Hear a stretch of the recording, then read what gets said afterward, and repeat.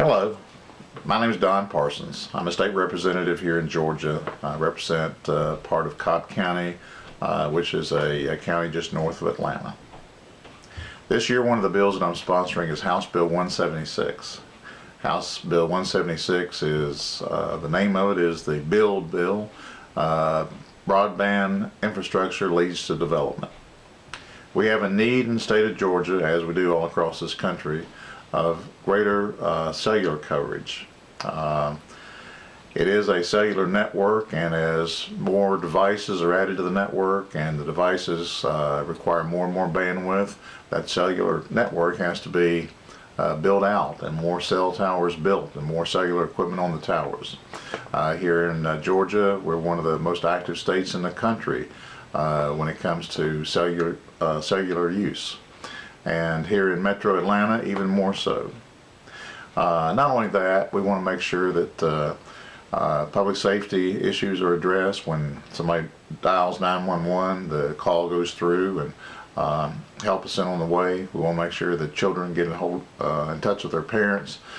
Their parents can get in touch with their children, that elderly people can get in touch with their caretakers, and all emergency issues are taken care of. That can't be done unless the cellular network keeps up with the demand. We want to make sure that we provide for economic development and businesses to expand in the state of Georgia, that we have the cellular network and the broadband network available when businesses want to come to Georgia and when they want to build factories in Georgia and create jobs. That's the reason we need this particular bill, House Bill 176. I've been working on this since way before the session started this year, probably back in October, something like that. And it's an important bill. I've been working very hard on it. And just want to address some issues for those of you who might have questions about it. I passed out House Bill 176 out of the committee that I chair about a week and a half ago. I chair the Energy, Utilities, and Telecommunications Committee in the Georgia House. Before I introduced the bill, we had input from the Georgia Municipal Association. That's the association that the cities across Georgia, for the most part, belong to, and from counties and their organization, also their lobbying group here in the state of Georgia. After the bill was introduced, continued to talk, especially to the Georgia Municipal Association, and continue to make changes with their input. Over the last couple of weeks, there's been a good bit of coverage in the Atlanta press, and I think all across Georgia, about the bill. Been a lot of misinformation go out. I've been getting some emails the last couple of days that are so far from being factual, it's not even funny. Unfortunately, some of this is actually coming from our cities and our counties in the state of Georgia, right here, especially here in Metro Atlanta. Across the state of Georgia, where economic development is still needs to be worked on. People are still looking for factories to come into spaces that they're preparing for them, and they need jobs. And even in Metro Atlanta, jobs is still a very important issue. But more so from outside Metro Atlanta is where people, I think, are, for this particular bill, are seeing the need for it, and they want it and want this bill to pass. Now, we had passed it out of the committee, the standing committee, put it on the general calendar, was ready to take it to rules, and I decided to make some further changes to the bill. I think some of the people have been criticizing the bill over the last couple of days don't realize what the changes have been made. This bill has nothing to do with local zoning, has nothing to do with land use, takes none of the authority away from the local governments to do that. In fact, the bill only reinforces that and acknowledges and says that that's the authority, that's what the local governing authorities are supposed to do, and we want them to do it. It's their responsibility, not just something they have authority to do. As the bill is now reads with the current language, regarding existing towers and the placement of new equipment or modifying the equipment that's on there, whereas the bill had provided for what the FCC refers to as not substantially changing the size. We've now gone back to the original language, the language actually in Georgia code now, the language that the the Georgia Municipal Association and the county organizations had supported and continue to support, and that is that a modification, or what they call co-location, the addition of additional equipment. Usually this means from another cellular company onto the tower owned by another company. For that, there's a streamlined process of permitting, and it just basically is that when the original tower was permitted by the local governing authority, they went through that whole process, and now as long as the modification of the co-location does not increase the height of the existing tower, doesn't increase the footprint of the compound, then it will be eligible for that. That's something the cities and the counties supported 3 years ago, and that just continues to be the same. No zoning, no local land use issues whatsoever under the current language of the bill. For existing towers, the tower can't go any higher, the compound can't get any larger.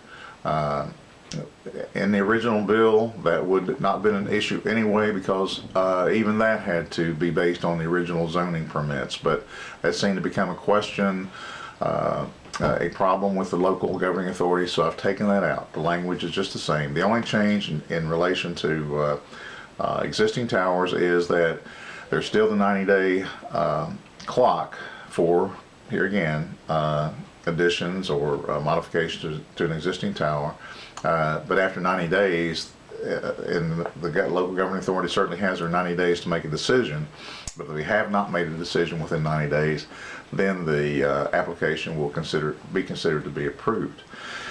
For new towers, it takes no authority, no changes in what the local government can do regarding the placement of the tower in reference to zoning or land use. That is still entirely their authority. That's within their authority, and it's their responsibility. I think some of our cities, especially here in Metro Atlanta, have tried to present this as something that will keep them from being able to approve a tower and approve the right location, one that they're comfortable with within neighborhoods and things of that nature. No change. It doesn't change that. Absolutely incorrect information that they're putting out about that. I also removed a part of the bill regarding new towers. There was a part of the bill that I've taken out that said that when a new tower goes on public property, when it goes on the property owned by the county or the city, then under the previous language, the county and the county would only be able to charge rental fees that were based on market value of the land or the facility. And if the local governing authority and the cellular company or cellular tower couldn't agree what the market value was, then a mediator would be brought in. If they couldn't decide on a mediator, then it would go to a arbitration organization. Very fair. But that has been taken out. There were some good reasons, good government reasons that was in the original bill, but I've taken that out, and absolutely no way that anybody could say this does anything regarding local zoning issues. There are some parts of the bill that I'll go with you real quickly here that I'll go over when I present the bill. I plan on taking this bill, going back to Rules Committee this next week, this first full week in March, and it's my hope and my expectation that it will be on the floor of the House later this coming week. The bill says that in the regulation of the placement of a new wireless facility, a new tower, the local governing authority shall not place conditions on the approval of any application that are not or that are inconsistent with any provision of code section referencing the co-location modification of existing towers. They shall not evaluate an application solely. I added the word solely in there per the request of the Georgia Municipal Association, the city's organization. They shall not evaluate an application solely based on the availability of other potential locations for the placement of the tower. They shall not, the local governing authority, shall not require the removal of existing wireless support structures or wireless facilities as a condition to approval of an application for a new wireless facility or support structure, unless, and this is important, unless such existing wireless support structure or wireless facility is abandoned and owned by the applicant.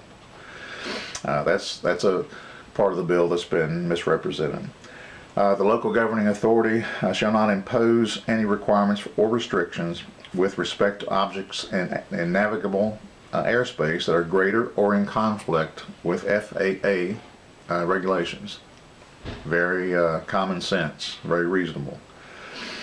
And the local governing authority shall not impose surety requirements, including bonds, escrow deposits, letters of credit, or any other type of financial surety, to ensure that abandoned or unused wireless facilities or support structures can be removed unless the local governing authority imposes similar requirements on other permits for other types of commercial developments and land uses. Very common sense, very reasonable. In reviewing the application, the local governing authorities shall not require the applicant to place an antenna or other wireless communication equipment on publicly owned land or on publicly or privately owned water tanks, buildings, or electric transmission towers as an alternative to the location of the applicant, proposed by the applicant. And then we have the shot clock, which is very much, in fact, it's a longer length than many states, and in some of our neighboring states here in the southeast. 150 days from the time of the application. The local governing authority has 150 days to make its decision whether to accept or reject the application. If they have done neither, if they have made no decision within 150 days, then the application will be considered to be approved. A couple of other things: zoning or other fee for review of or inspection of a new or existing wireless tower structure in an amount greater than reasonably approximate cost incurred by the local governing authority. They won't be able to charge an applicant that. Anything that's greater than the reasonably approximate cost incurred by the local governing authority. Seems very reasonable to me. Any fee in excess of the zoning, permitting, or other fees charged, or they will not be able to charge for a fee in excess of the zoning, permitting, or other fees charged for similar activities involving other land uses. Very reasonable. And then last, in event the local governing authority engages a consultant to assist in reviewing any application, permit, registry for a wireless facility or a tower, the local governing authority shall not seek reimbursement or payment from the applicant for any consulting fees in excess of the reasonably approximate costs incurred, and in no event shall the applicant be required to pay or reimburse consulting fees that are based on a contingency fee or similar fee.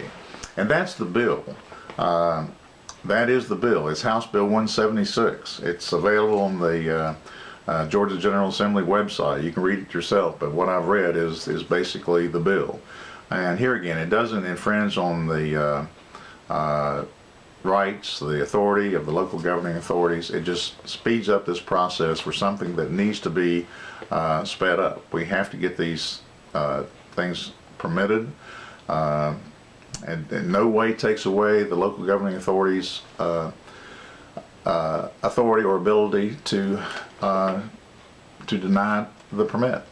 It's all in there. They can deny it, but it does set a certain time that they must make a decision, and if they don't make a decision by the time, then it will be considered to be approved. This is good legislation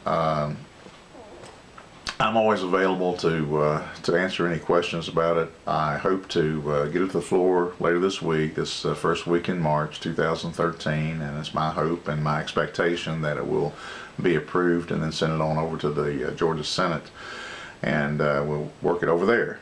But anyway, I wanted to kind of give you an idea and go through the bill. The current language as of today, March the 2nd, 2013, made many changes, per request from the Georgia Municipal Association in particular, and also the County Association of Georgia. It's good legislation. It will help us to keep up the demand. Now that we're up to 70% of cellular uses in the state, as opposed to 70% cellular, as opposed to landlines, so they're going away very quickly. Meet the demand of these new smartphones and the devices that people use that require so much more bandwidth, to all the online transactions, purchases, even government transactions that are done today online. Provide for public safety and build the infrastructure that's needed across the state to have an environment for good economic development. And so businesses can come to Georgia, they can expand in Georgia, they can thrive and build jobs and provide the environment where business can be conducted in the state of Georgia, that cellular can be used for our personal uses, our business uses, and it's a bill that's good for the state of Georgia. And I'm very proud to be carrying this bill. Look forward to getting it passed and getting it to the governor's office for his signature. Thank you for watching this video. Thank you.